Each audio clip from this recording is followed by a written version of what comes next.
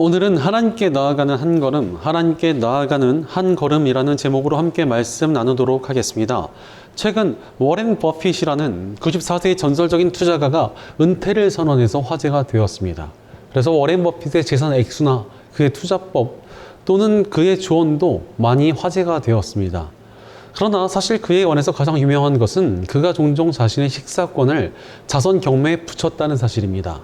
많은 사람들이 그 경매에 입찰을 하였고 나중에는 워렌 버핏과 한 번 식사하는 자리의 가격이 무려 250억 원이라는 거금에 낙찰이 되기도 하였습니다.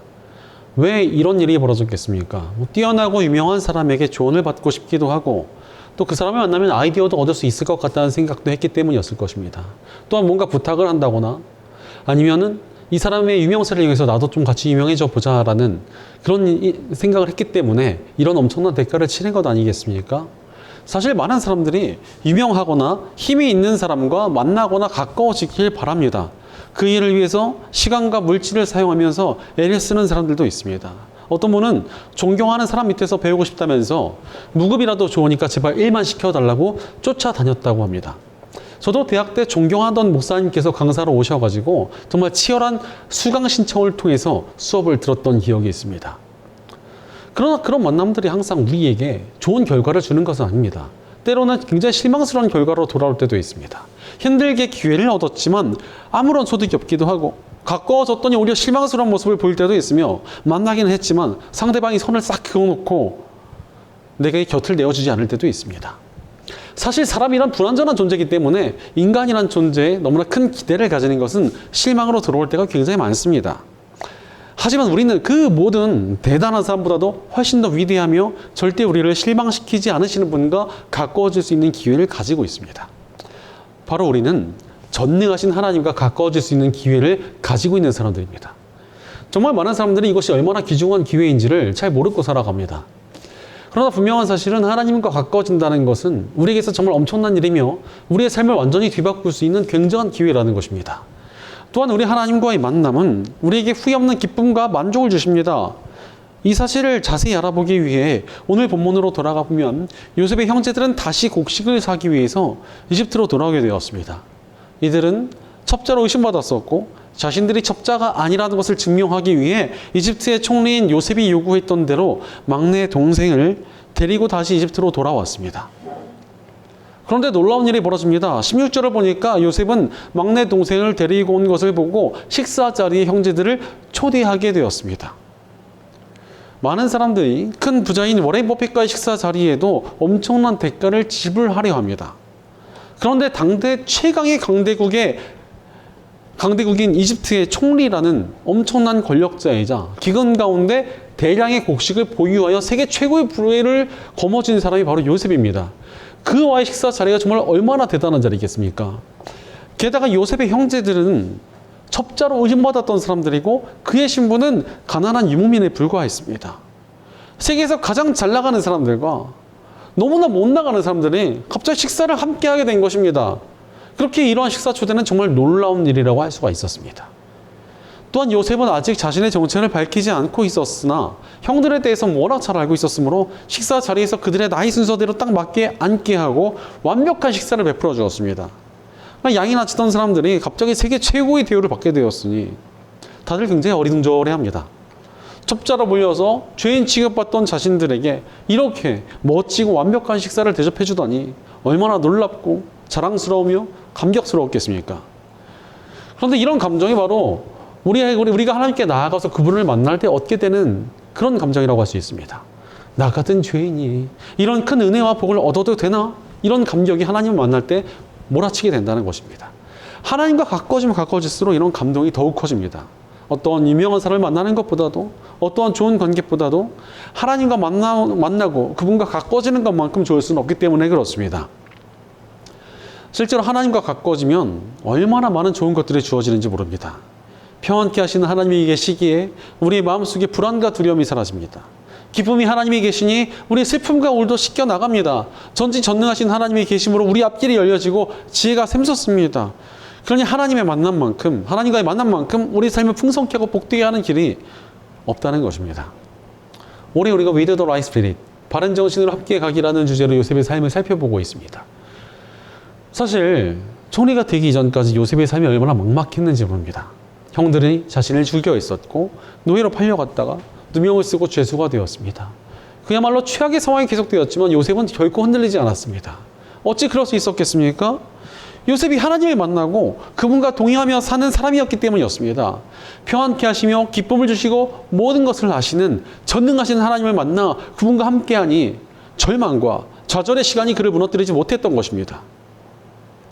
그러므로 우리가 가져야 할 바른 정신이란 하나님께 나아가는 삶을 살아가겠다는 마음을 늘 가지고 있는 것이라고 할 수 있겠습니다. 바로 우리가 온전히 이 땅을 살아가고 하나님의 능력과 은혜를 누리고자 한다면 우리는 늘 하나님께 나아가야 합니다. 그렇게 하나님께 나아갈 때만 우리가 하나님 안에서 바른 삶을 살아갈 수 있기 때문입니다. 그럼에도 불구하고 하나님께 제대로 나아가지 못하고 살아가는 사람들이 적지 않습니다. 왜 그렇습니까? 사실 두려움이라는 것이 하나님께 나아가는 것을 가로막기 때문에 그렇습니다. 내가 죄를 짓고 부족하고 바빠서 하나님을 잘 찾지 못했었고 또 하나님과 멀어졌는데 이런 내가 감히 하나님께 나아갈 수 있나? 하면서 불안한 마음이 드는 것입니다. 심지어 하나님께 나아가면 죄가 많고 잘못이 많은 내가 책망받을 것 같다는 두려움이 우리 마음을 사로잡기도 합니다. 반대로 어떤 분들은 하나님께 나아가는 것도 중요하긴 하지만 그보다 세상의 가치들을 어서 따르고 챙겨야만 내 인생이 안정될 수 있다는 불안감에 사로잡혀 있기도 합니다. 그러니 세상의 것들을 갖추기 위한 불안한 마음 때문에 하나님께로 나아가지 못하는 것입니다. 하지만 이것은 하나님의 은혜를 잘 모르고 있는 것이라 할 수 있습니다. 오늘 18절을 보니까 식사 초대를 받은 요셉의 형제들이 굉장히 불안해합니다. 너무나 말도 안 되는 식사 초대였기 때문에 혹시나 이집트의 총리가 자신들의 소유를 다 뺏고 노예로 삼는 음모를 꾸몄을까 봐 두려워하게 된 것입니다. 하지만 이것은 굉장히 어리석은 고민이었습니다. 그들이 가지고 있는 소유는 요셉이 가진 것에 비하면 너무나 미미한 것에 불과했고 요셉이 거느린 노예에 비하면 그의 형제들 역시도 별로 가치가 없었습니다.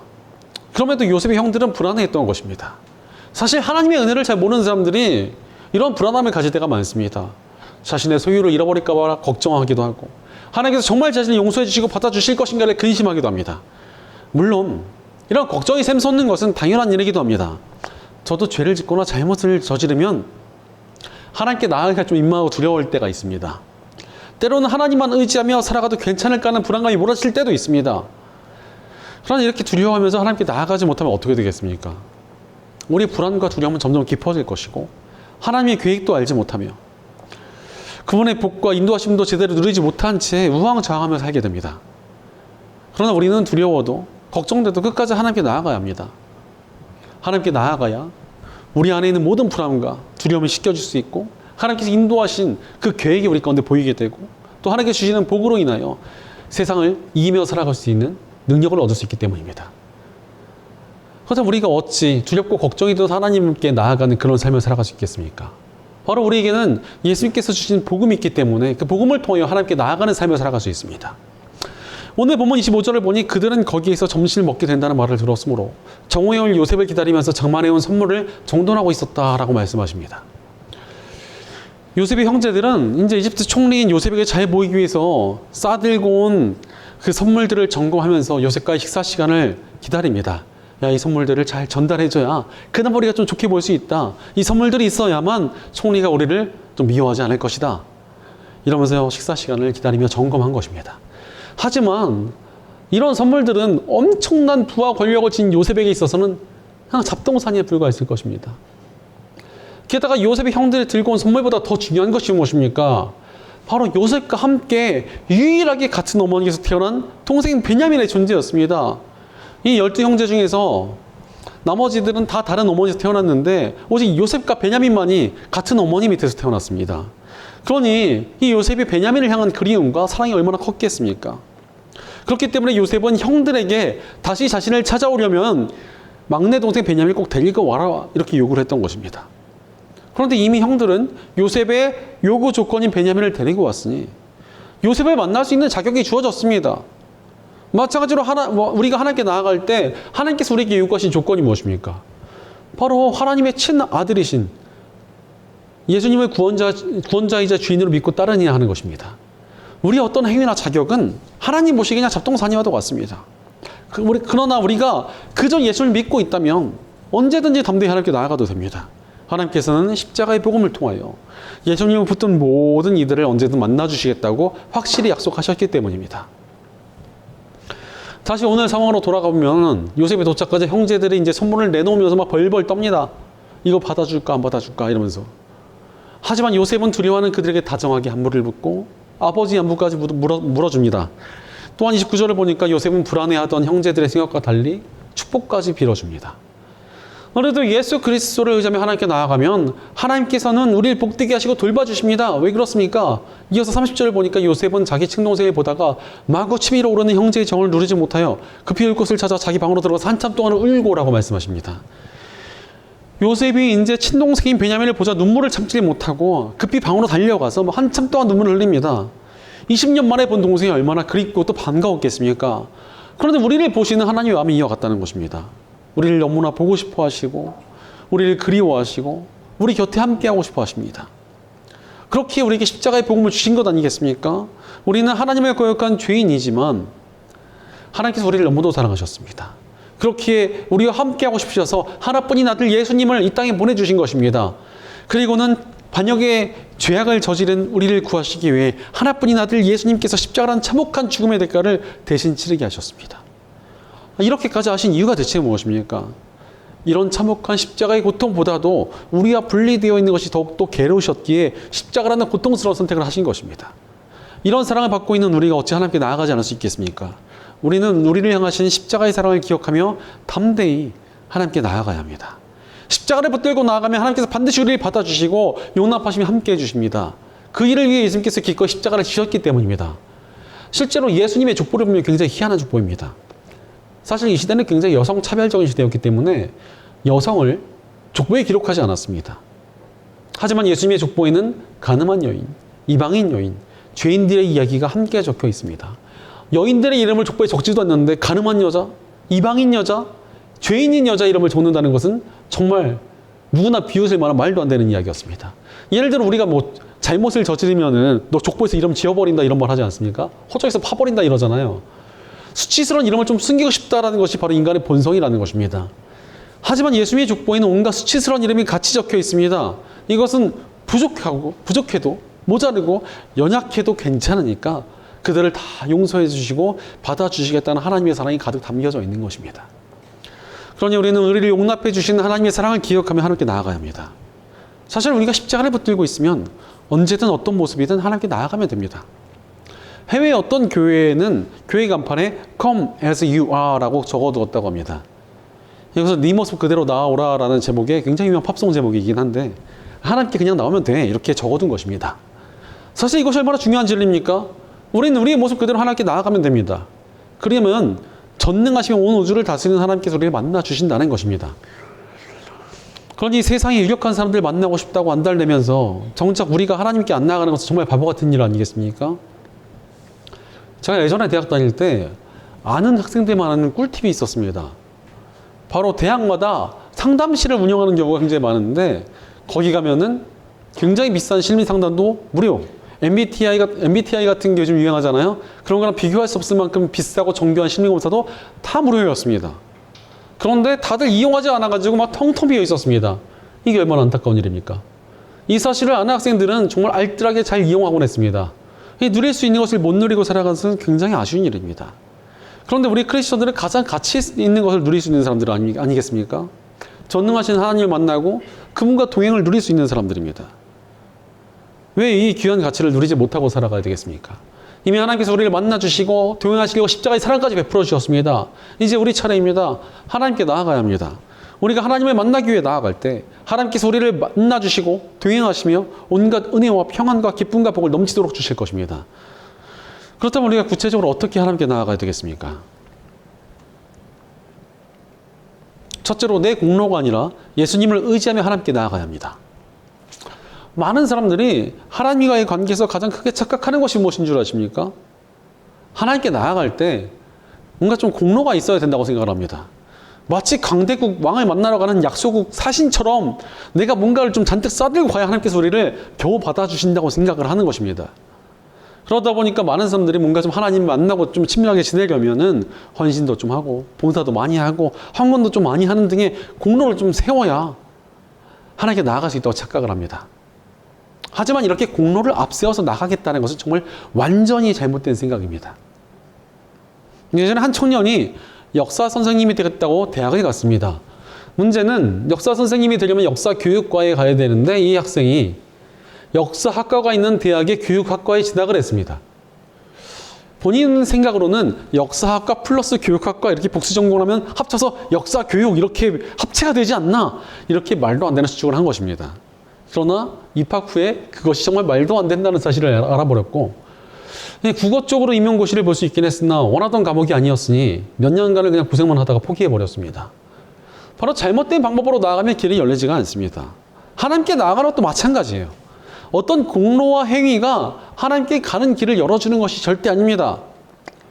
오늘 본문을 보면은 요셉의 형제들이 굉장히 불안해합니다.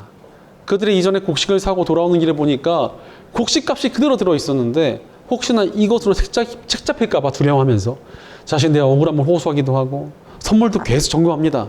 자신들의 부족함 때문에 문제가 생길까 봐 자신들의 공로와 선함을 강조했던 것입니다. 하지만 그런 모든 게 필요 없다는 겁니다. 왜? 바로 그들은 요셉이 요구했던 베냐민을 이미 데리고 왔기 때문입니다. 우리가 하나님을 만나는 조건도 하나입니다. 예수님을 통해서 나오는 것입니다. 사실 나의 공로를 어떻게든 쌓아서 하나님과 친밀해지겠다는 것은 큰 오산입니다. 예수님께 더 가까이 가고 예수님을 더욱 붙드는 것이 하나님께 제대로 나아가는 유일한 길입니다. 실제로 예수님께서도 나는 길이요 진리요 생명이다. 나를 거치지 않고서는 아무도 아버지께로 갈 사람이 없다라고 말씀하셨습니다.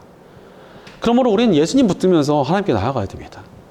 우리가 하나님께 나아가기 위한 조건은 우리의 공로나 선행이 아니라 예수님의 십자가뿐이라는 것입니다. 그런 예수님을 더 붙들고 매 그분의 십자가를 묵상하며 하나님께 나아가야 합니다. 우리가 우리를 구하신 십자가를 더 붙들 때 우리는 나의 잘남이 아닌 겸손함으로 자격이 없는 우리를 구원하심에 대한 감사로 구원의 기쁨으로 하나님께 나아갈 수 있습니다. 그러니 얼마나 우리가 하나님과 친밀해질 수 있겠습니까? 그러므로 우리는 오직 예수님의 십자가에 집중하며 하나님께 나아가야 합니다. 하나님께 나아가는 유일한 길이 되신 예수님을 붙들고 우리의 공로가 아닌 십자가만 내세우며 하나님과 더욱 친밀하게 동행하는 복된 저와 여러분 되시기를 축원합니다. 둘째로 영혼을 구하는 일에 동참하며 하나님께 나아가야 합니다. 우리가 누군가와 친밀해지기 위해서 필요한 것이 무엇입니까? 상대방의 마음을 좀 잘 알아야 됩니다. 비슷한 관심사나 취미나 일이 겹친다면 더더욱 친해지기가 수월해질 것입니다. 마찬가지로 하나님의 마음을 알고 그분과 친밀해지려면 하나님의 마음을 알고 그분의 관심사에 동참해지는 것만큼 좋은 방법이 없을 것입니다. 실제로 누군가랑 친해지려면 취미가 비슷하면 얼마나 쉽게 친해집니까? 서로 좋아하는 것이 비슷하면 금방 가까워집니다. 그래서 사실 저도 여러분 착각하는 게 있는데 제가 야구를 별로 안 좋아합니다. 저는 야구가 재미가 없어요. 저는 사실 축구 팬인데 우리 교회 사람들이 야구 좋아하는 사람이 너무 많습니다. 그래서 사실 전 좀 스트레스예요. 그래서 항상 야구 좋아하는 분들을 좀 어떻게 좀 친밀하게 대화를 하려고 기록만 봐요, 기록만. 그러니까 또 괜히 또 여지사님이나 윤 감독님이나 이분들이랑 대화가 되지 않습니까? 또 얘기해주면 또 그분들은 너무 좋아해요. 당연합니다. 관심사가 비슷하면 친해지기 마련입니다. 오늘 본문으로 돌아가 보면은 재밌는 사람이 하나 등장합니다. 요셉의 일을 대신 해주고 있는 관리인이 등장합니다. 요셉의 관리인은 요셉의 명령에 따라서 요셉의 형제들을 식사자리에 초대하며 그들을 또 안심시켜주고 또 돌봐줍니다. 이렇게 맡긴 것을 보니까 요셉과 굉장히 친밀한 관계이고 믿을 만한 수하였던 것 같습니다. 아마도 그는 요셉이 그들과 형제라는 사실을 좀 잘 알고 있었던 것 같기도 합니다. 그 관리인이 이렇게 요셉 대신 형제들을 챙겨주면서 그가 자신의 상관인 요셉의 마음을 얼마나 깊이 알게 됐겠습니까? 그의 인간적인 면모를 알고 그의 상처를 이해하며 공감하고 굉장히 친밀해졌을 것입니다. 그렇다면 하나님께서 가장 관심을 가지고 계신 것이 무엇입니까? 영혼입니다. 하나님께서 영혼을 구하시기 위해 하나뿐인 아들 예수님의 목숨까지 내놓으실 만큼 영혼에 대해 깊은 관심을 가지고 계십니다. 그러니 우리도 한 영혼을 구하기 위해 나아가면 그만큼 하나님의 마음을 알게 되고 하나님의 뜻을 깨달으며 하나님과 더욱 친밀해집니다. 실제로 자녀들이 어릴 때는 부모님의 행동과 말을 잘 이해하지 못합니다. 엄마 아빠 내 말 몰라 이러면서 맨날 애들 화내잖아요. 근데 애들이 이제 나이가 들고 직업을 가지고 가정을 꾸리다 보면은 그때 부모님이 그래서 이렇게 하셨구나 점차 이해하게 됩니다. 그러면서 나름 부모님도 애를 쓰셨다는 것을 알게 되고 공감하게 되며 더욱 친밀감을 느낍니다. 실제로 어릴 때는 뭐 부모님과 사이가 안 좋아가지고 뭐연 끊는다 어쩐다 이랬던 애들이 본인도 나이가 들고 가정을 꾸리면서 관계가 회복된 사람들이 정말 많습니다. 마찬가지로 하나님께서 관심을 가지고 위하시는 영혼들에게 우리도 관심을 가지고 위하며 살아갈 때 하나님과 좀 친밀해진다는 것입니다. 무엇보다도 영혼을 위해서 그들을 돌보고 또 배려하고 전도하며 애쓰고 살아가는 이들의 곁에 하나님께서 가까이 오셔서 그들을 위로하시고 격려하시며 힘주십니다. 그러니 하나님과 얼마나 가까워지겠습니까? 그러므로 우리는 영혼을 위해 살아가는 그런 일상을 살아가며 하나님께 가까이 나아가야 합니다. 하나님께서 관심을 가지시는 한 영혼을 위하는 삶의 모습을 통하여 하나님의 마음을 알고 하나님과 더욱 친밀하게 동행하는 저 여러분 되시기를 간절히 축원합니다. 셋째로 조금은 뻔뻔하게 하나님께 나아가야 합니다. 우리가 하나님께 나아가야 할 때 잊지 말아야 할 중요한 태도가 무엇인 줄 아십니까? 뻔뻔함입니다. 사실 우리는 불완전한 피조물이기에 나는 잘 살아보려고 해도 완벽하기가 불가능합니다. 때로는 넘어지기도 하고 죄도 짓고 하나님 앞에 서기도 민망할 때가 정말 많습니다. 그런데 내가 이렇게 부족한 모습이라고 하나님께 못 나가겠다고 하고 있으면 하나님께서 그 모습을 기뻐하시겠습니까? 절대 그렇지 않습니다. 하나님께서는요, 우리가 좀 뻔뻔하게 나오기를 정말 바라십니다. 오늘 본문 34절을 보니까 각 사람이 먹을 것은 요셉의 상에서 날라다 주었는데 베냐민에게는 다른 사람보다 5몫이나 더 주었다. 그들은 요셉과 함께 취하도록 마셨다라고 말씀하십니다. 요셉이 친동생 베냐민에 대한 애정으로 다른 형들보다 5배나 되는 몫의 음식을 줍니다. 이게 무슨 뜻입니까?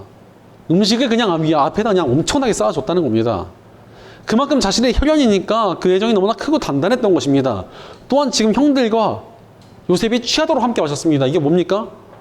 사실 형들이 자신을 죽이려고 했고 자신을 노예로 팔았던 정말 원수 같은 놈들 아닙니까? 그런데 형들이 함께 있으니까 이 형제 간에 정이 생기면서 정말 술이 취할 때까지 같이 먹을 수 있는 그런 마음이 열려졌다는 것입니다. 이것이 사실 가족 아니겠습니까? 사실 친구끼리는요, 싸워가지고 평생 안 볼 수도 있습니다. 하지만 가족 간에 그러기가 쉽지 않습니다. 가족 간에는 정말 사이가 안 좋아져도 정말 작은 계기 하나만으로 다시 붙어 있을 수 있는 게 가족이라고 생각을 합니다. 어떤 목사님께서도 젊은 시절 동생과 대판 싸워가지고 서로 얼굴도 안 봤다고 합니다. 몇십 년 얼굴 안 봤는데 이 아버지께서 돌아가시면서 유언으로 너희 형제가 화해하는 것을 꼭 봤으면 좋겠다 이렇게 말을 해가지고 억지로 화해를 했다는 것입니다. 그런데 이렇게 화해하고 나니까 진작 할걸, 그냥 한 명이 좀 뻔뻔하게 나섰으면 바로 화해했을 텐데 진작 할걸 이랬다는 것입니다.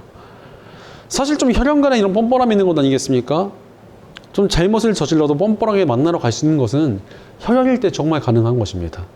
그러니까 하나님께서도 우리를 자녀 삼아 주셨다는 것은 우리가 혈연이 되겠다고 해주신 것입니다.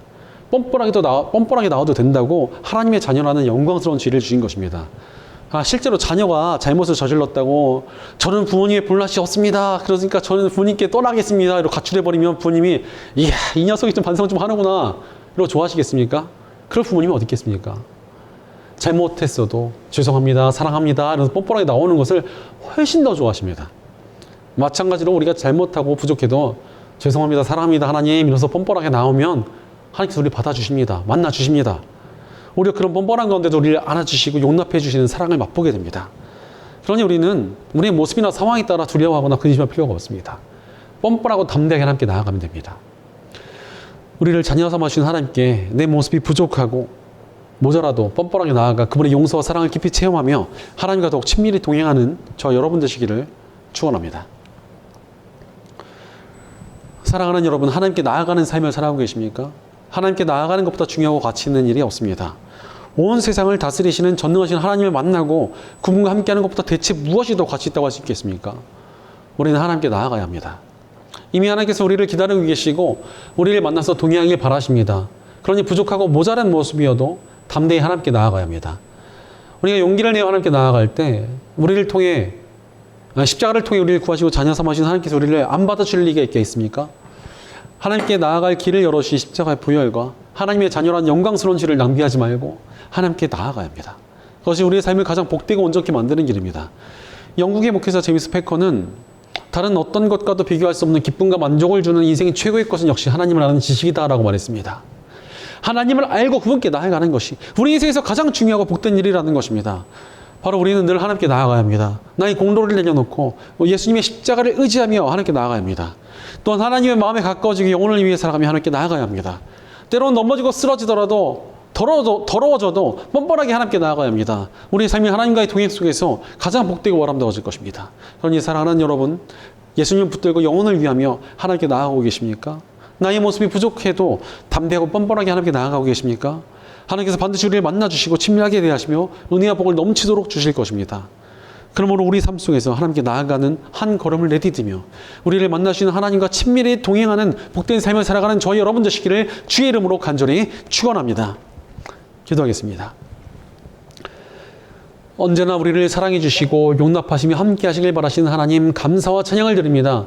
하나님께서 항상 우리가 만나주실 준비를 이미 마치셨는데 저희가 온갖 두려움과 걱정으로 하나님께 나아가지 못하는 삶을 살지는 않았는지 우리 삶을 돌이켜봅니다. 그러나 이제 우리가 우리를 기다리시는 하나님 곁으로 나아가는 한 걸음을 내딛길 결단합니다. 우리의 모습이 초라하고 부족할지라도 십자가의 복음에 의지하여 하나님께 나아가는 저희가 되도록 용기를 주시옵소서. 늘 하나님께서 바라보시고 사랑하시며 구하고 싶어 하시는 영혼들에게도 저희도 관심을 가지며 영혼을 위한 삶을 살아감으로 하나님과 더욱 가까워지게 하여 주시옵소서.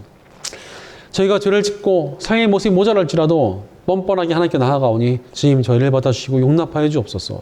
우리 공동체 가운데도 함께해 주셔서 저희가 늘 하나님께 나아가며 하나님과 동행하는 공동체가 되게 하여 주시옵소서.